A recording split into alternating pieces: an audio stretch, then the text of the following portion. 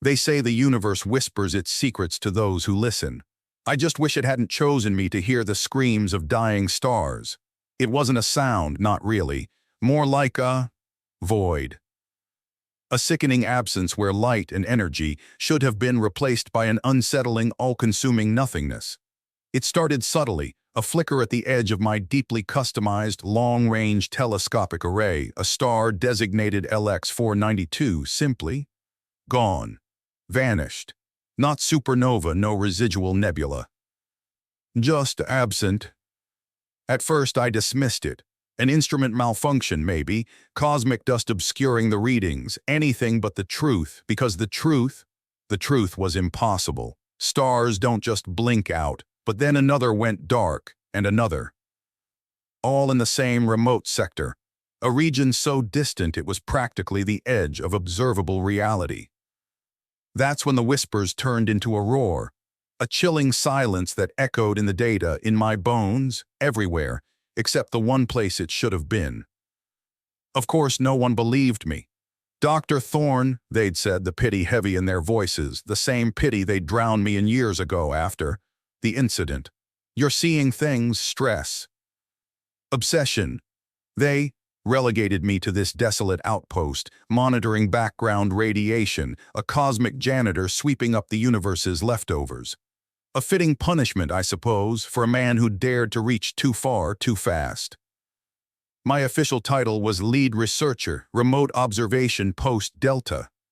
But everyone, including me, knew it was exile, a place to keep me out of trouble, out of sight, out of the real science. But this wasn't a localized anomaly, a flicker in spacetime I could be blamed for. This was something else, something vast and terrifying, and it was growing. The official channels ignored my reports, dismissed my frantic warnings, until they arrived. It wasn't a fleet, not a dramatic entrance with shimmering lights and grand pronouncements. Just a single vessel appearing on the fringes of our solar system, almost invisible against the backdrop of the void. It was organic. That was the only way I could describe it. A colossal, bioluminescent structure, like a deep-sea creature adrift in the cosmic ocean, and it was dying. The derelict, a colossal bone-white structure, pulsed with a faint, sickly green light, its surface marred by what looked like scars, not the clean scorch marks of weapons fire, but something deeper, like a disease eating away at its very being. That's when Commander Valerius finally contacted me. His face, usually a mask of impassive authority, was etched with a barely concealed anxiety. Even he couldn't ignore a derelict alien vessel the size of a small moon appearing on our doorstep. Especially one that seemed to be actively decaying. "Thorne," he said, his voice clipped and tight, bypassing the usual pleasantries, not that we ever had any. "We need your expertise." He almost choked on the word expertise, the very thing they'd stripped me of. I looked at him, the ghost of a bitter smile playing on my lips. Expertise in what, Commander? Failing spectacularly, creating cosmic anomalies. He ignored the jab. Exotic matter, unstable energy signatures, that was your specialty, wasn't it? Specialty, another carefully chosen word. They needed the man they'd broken, the pariah they'd cast out. The irony wasn't lost on me. "What makes you think this involves?" "My area of expertise?" I asked, even though I already knew. The void, the dying stars, it all pointed to one horrifying conclusion. Valerius hesitated, a flicker of something almost like fear in his eyes. "The vessel, it's radiating something we can't identify, something that disrupts our instruments, makes them lie." Makes them lie, that was a polite way of putting it. Reality itself was fraying around that ship. I felt a cold knot forming in my stomach. This was it. The thing I'd dreaded, the thing I'd tried to warn them about. And now it was here. "I'll need full access," I said, my voice steadier than I felt. "To the vessel, to your data, to everything." Valerius nodded, the relief evident. "You have it, just find out what it is, Thorne, and stop it." Stop it, as if I could, as if anyone could. We took a shuttle, a cramped, utilitarian thing designed for short hops, not interstellar encounters. As we approached the alien vessel, the Etherium, as we later learned it was called, the air itself seemed to thicken, to resist our passage. My instruments, even the ones I'd painstakingly shielded, flickered erratically, displaying impossible readings.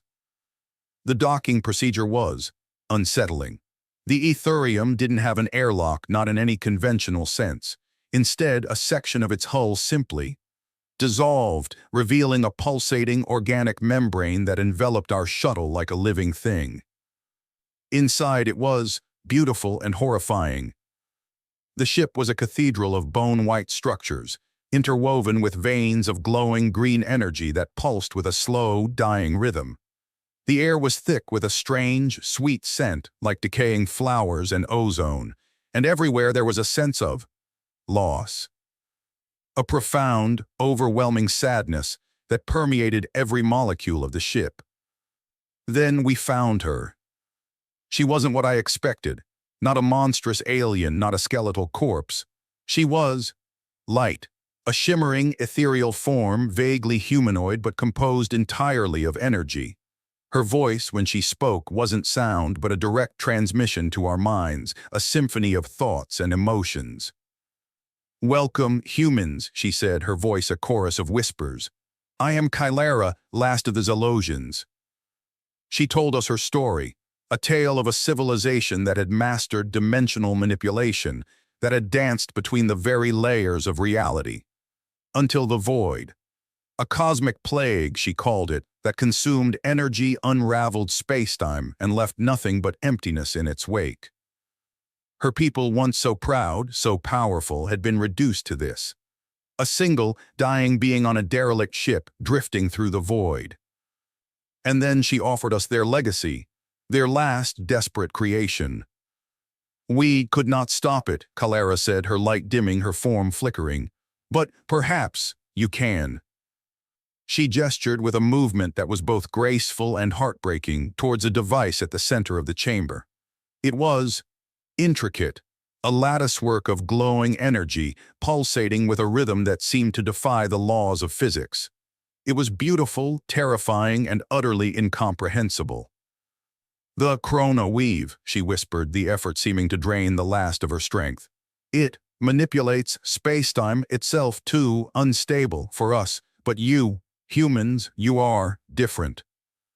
Different, reckless, desperate, willing to grasp at straws even if those straws were woven from the fabric of reality itself."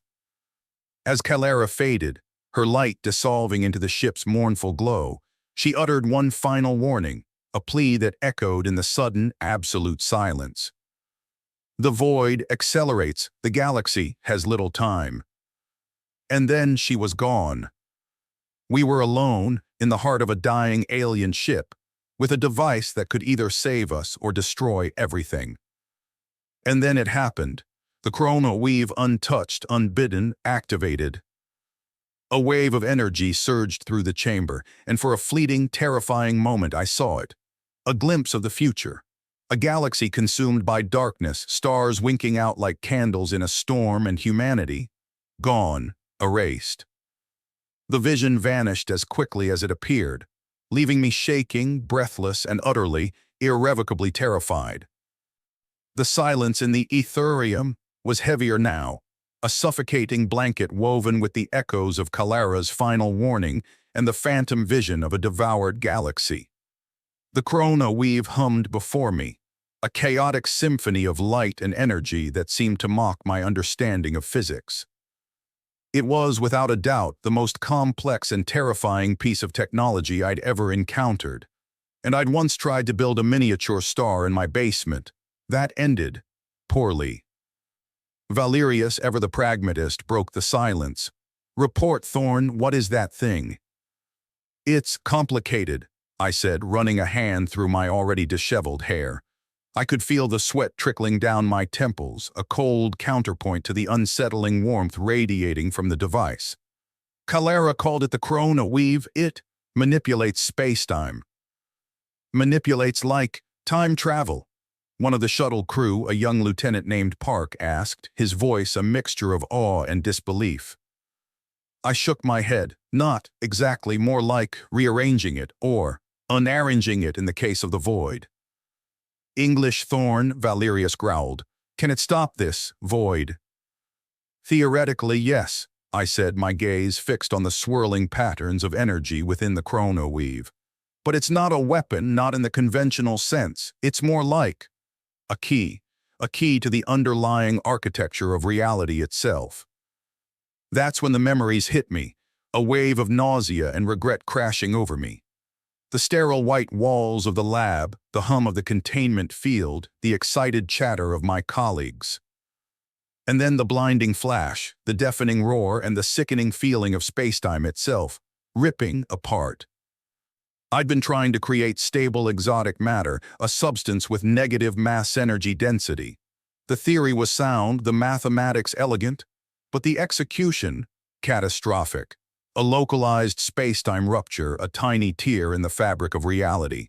It had sealed itself, but not before. Not before claiming the lives of everyone in the lab but me. They called it the Thorn Incident, a cautionary tale whispered in the hallowed halls of academia, a testament to the dangers of unchecked ambition, of reaching too far, too fast. Valerius was staring at me, his expression unreadable. You're remembering, aren't you? I didn't answer, I couldn't.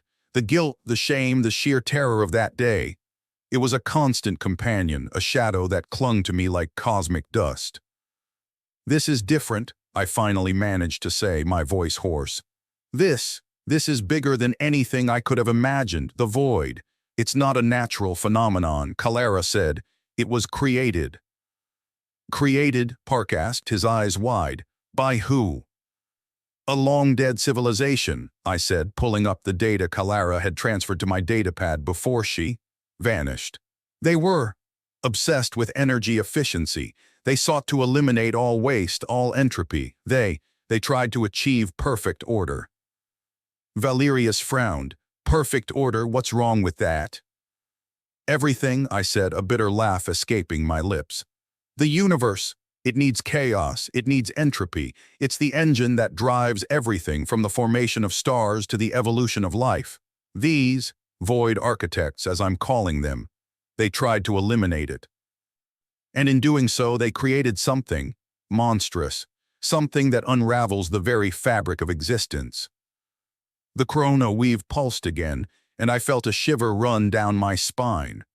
It was as if the device itself was trying to warn me, to show me the stakes. The chrono-weave, it can't destroy the void, I said, my voice barely above a whisper. It can only rewind it, undo its effects, but it needs energy. A lot of energy, more than anything humanity currently possesses. Valerius's face hardened. Then we find it. We have fusion reactors, antimatter reserves. I shook my head. Not enough, not even close. We need something. Orders of magnitude more powerful, something singular. A terrifying thought, a spark of desperate inspiration ignited in my mind. A solution so audacious, so reckless that it was almost unthinkable. But it was the only chance we had. A singularity, I said, the word hanging in the air like a death sentence. The heart of a collapsed star, a black hole. Valerius stared at me, his face a mask of disbelief. You're proposing we, what, fly into a black hole? Not into it, I corrected, my mind racing, calculating, desperately trying to find a flaw in my own insane logic. But close enough to extract energy from its gravitational field, from the accretion disk. The silence that followed was broken only by the hum of the chrono-weave, a constant, unsettling reminder of the cosmic horror we faced.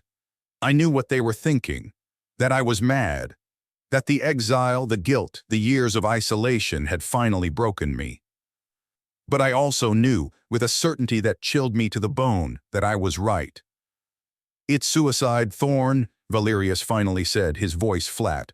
Utter, complete suicide. Maybe, I said, meeting his gaze. But it's also our only hope. The void is accelerating. We don't have time for debate, for committees, for for anything but action. I looked at the chrono weave, at the swirling, chaotic energy that held the key to our survival. It was a gamble, a desperate throw of the dice. But it was a gamble we had to take, because the alternative was oblivion. Back on Earth, the reaction to my proposal was predictable. A mixture of stunned silence, outright ridicule, and the kind of thinly veiled contempt I'd grown accustomed to over the years. Valerius, to his credit, didn't dismiss me out of hand. He listened, his face a granite mask, while I laid out the theoretical framework, the calculations, the sheer, desperate logic of it all. A singularity, I explained, projecting holographic models of a black hole's accretion disk, a swirling vortex of superheated matter spiraling towards the event horizon. It's the most potent energy source in the known universe. The gravitational forces alone, they warp spacetime itself. If we can tap into that energy, even for a fraction of a second, it might be enough to power the chrono weave. And how, pray tell, do you propose we tap into a black hole, Dr. Thorne? This from General Petrov, head of the Global Defense Initiative, a man whose skepticism towards me was legendary. Last I checked, anything that crosses the event horizon is, well, gone.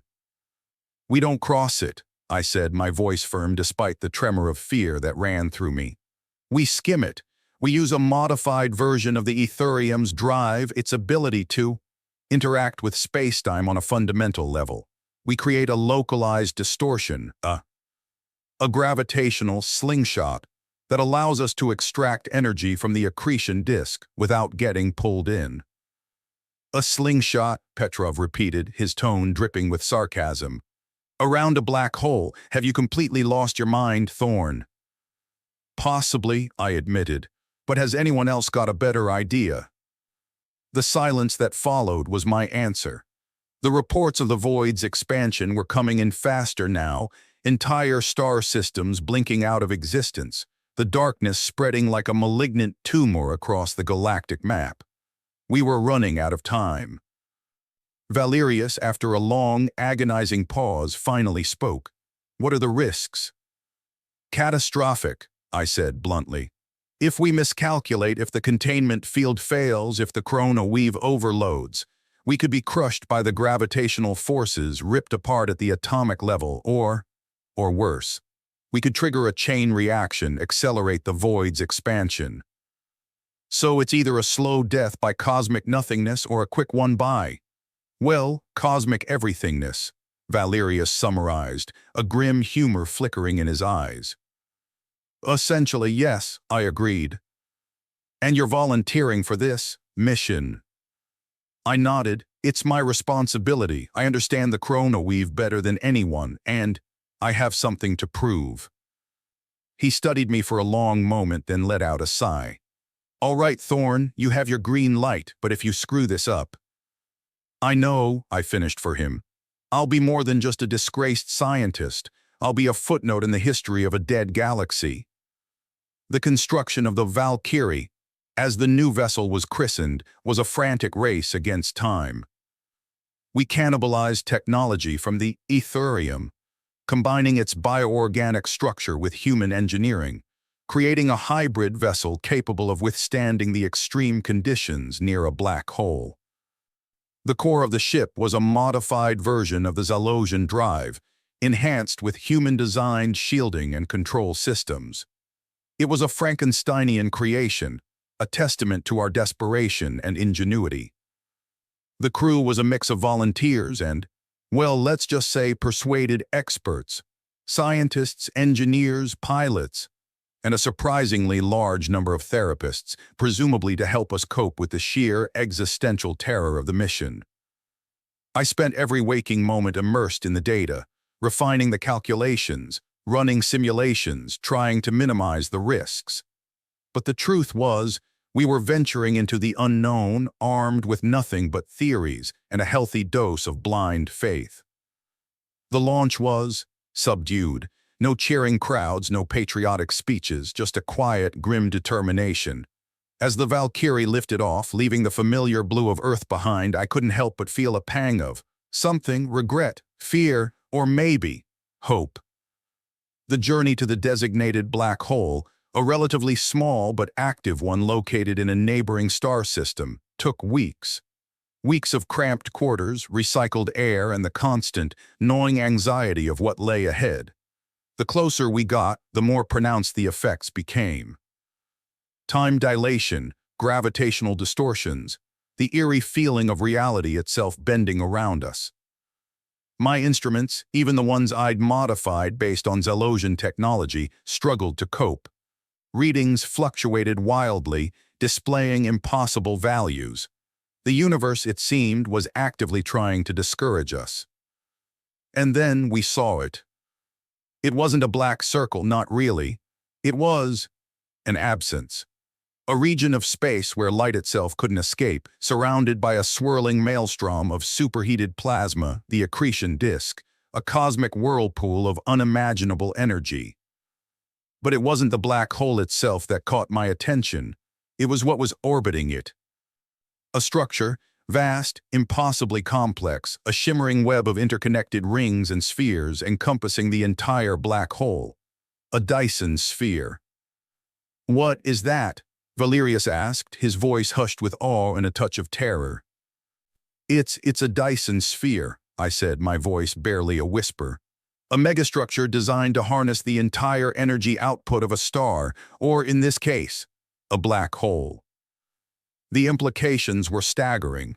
The void architects, the civilization that had created the cosmic plague. They hadn't just been seeking energy efficiency. They had been playing with forces beyond human comprehension. "They built this," I said, my voice filled with a mixture of horror and morbid fascination. "They built this to contain the void, to slow its spread." "And it failed," Valerius finished, his gaze fixed on the colossal structure.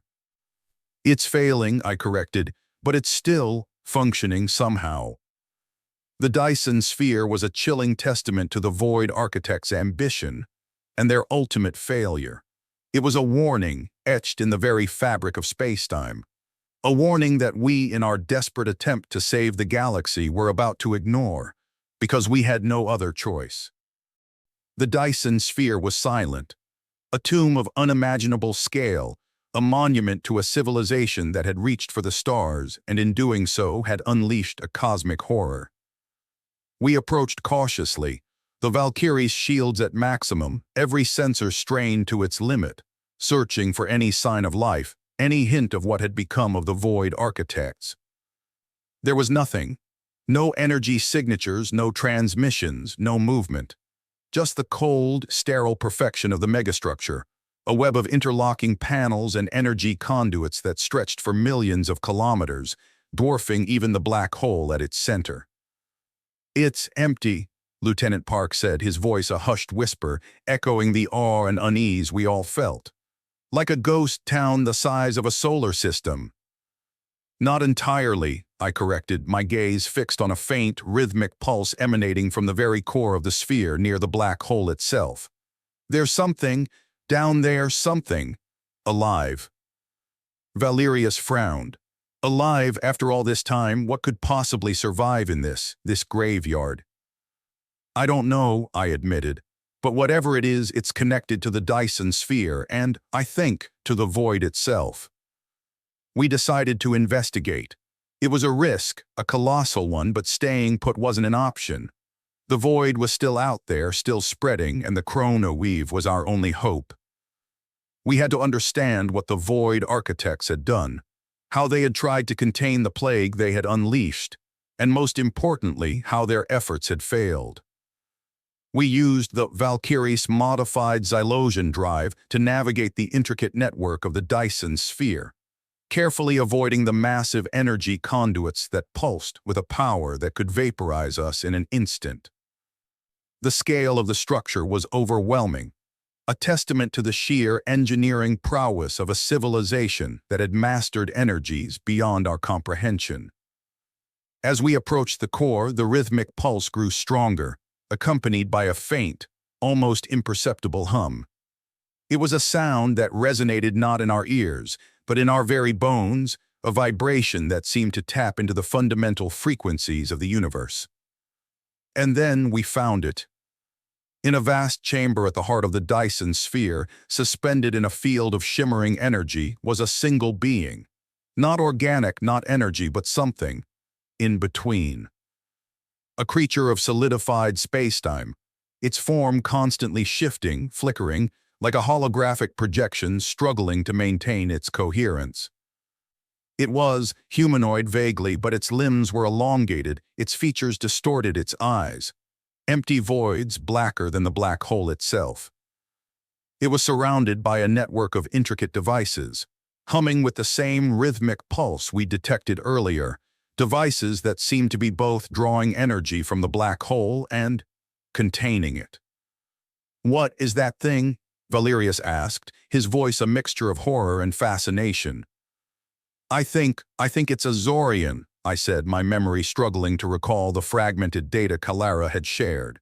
"A species, enslaved by the Void Architects, used as living conduits for their energy manipulation experiments." The Zorian turned its head, its empty eyes seeming to focus on us, and for a moment I felt a connection, a wave of profound sadness and resignation. It spoke not with sound, but with a direct mental projection, a voice that echoed in the deepest recesses of our minds. "Visitors," it said, its voice a chorus of whispers, a symphony of despair. "After so long, have you come to end it?" "End what?" I asked, my mind reeling from the sheer strangeness of the encounter. "The void, the Dyson sphere." "Everything," the Zorian replied. "The suffering, the endless cycle, the void, it cannot be stopped, only contained, and the containment is failing." It gestured with a slow, agonizing movement of its elongated arm towards the intricate devices surrounding it. "This is all that remains, a prison built by those who sought to control what cannot be controlled." "The Void Architects," I said, understanding dawning. "They weren't trying to create unlimited energy. They were trying to control the fundamental forces of the universe, to eliminate entropy, to impose perfect order." The Zorian nodded, its form flickering. "Order is an illusion, chaos is the natural state. They sought to defy the balance, and in doing so, they unleashed the unmaking." "The Corona weave," I said, my voice barely a whisper. "We have a device that can manipulate spacetime. We were hoping to use it to rewind the void's effects, to undo its creation." The Zorian's empty eyes seemed to widen, a flicker of something almost like hope crossing its distorted features. "Rewind, undo, is it possible?" "We don't know," I admitted. "But we have to try. We need to extract energy from the black hole, from the Dyson sphere, to power the device." The Zorian hesitated, its form flickering more violently. "Dangerous. The sphere is unstable. The energies contained here are beyond your comprehension. To activate your device within this structure, it could trigger a catastrophic chain reaction." "A chain reaction?" Valerius asked, his voice sharp. "What kind of chain reaction?" "Two possibilities," the Zorian replied, its voice growing weaker. "Either the sphere will collapse, releasing the contained energy and accelerating the void's expansion, or it will overload, creating a new singularity, consuming everything within its reach." A gamble, a choice between two apocalyptic scenarios, the fate of the galaxy hanging in the balance. "There's no other way?" I asked, desperately searching for an alternative, for a solution that didn't involve risking everything on a single desperate throw of the dice. The Zorian shook its head, its form dimming, its voice fading. "The void is relentless. It consumes, it adapts. It learns there is only one chance to undo what was done, to reweave the fabric of time before it is too late." Its voice trailed off, its form flickering one last time before dissolving into nothingness, leaving us alone in the vast, silent chamber, surrounded by the humming machinery of a dead civilization and the terrifying power of a black hole. The choice was ours, and the clock was ticking. The Zorian's warning echoed in the silence of the Dyson sphere's core, a chilling counterpoint to the hum of the ancient machinery. Two choices, both catastrophic.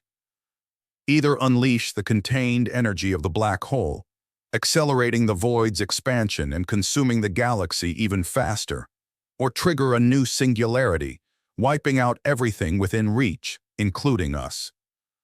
Valerius, ever the soldier, was the first to speak. So, what's it going to be, Thorn? Option A or option B of cosmic annihilation? I closed my eyes, trying to shut out the overwhelming dread, the crushing weight of responsibility. I thought of Earth, of the billions of lives hanging in the balance, of the legacy of Kalara and the Xylosians, of my own past failures, and of the faint, flickering hope that still burned within me. And then it hit me. A realization, a spark of understanding gleaned from the Zorian's words, from Kalara's warnings, from the very architecture of the Chrono Weave itself. Neither, I said, my voice surprisingly steady. We're not going to rewind time, not entirely. That's not what the Chrono Weave is for. It's not a reset button, it's a scalpel. Valerius frowned. A scalpel, what are you talking about? The Void Architects, I explained, my mind racing, piecing together the fragmented knowledge I'd gathered. They didn't just create the void, they created it at a specific point in spacetime, a single catastrophic event, the Chrono Weave. It's not meant to undo everything. It's meant to target that specific event, to reweave that single thread in the fabric of reality. You mean go back and stop them? Park asked, his voice filled with a mixture of hope and disbelief. Not go back, I corrected. More like, unmake their mistake from here, from now. The Chrono Weave can manipulate spacetime across vast distances, across eons. We just need to find the right frequency, the right coordinates, the right moment. It was still a gamble, a colossal one. But it was a gamble with a chance, however slim, of success. A chance of not just delaying the inevitable, but of actually stopping the void, of saving the galaxy. With the faint memory of Zorian consciousness, now merged with the Dyson sphere systems, I began to work.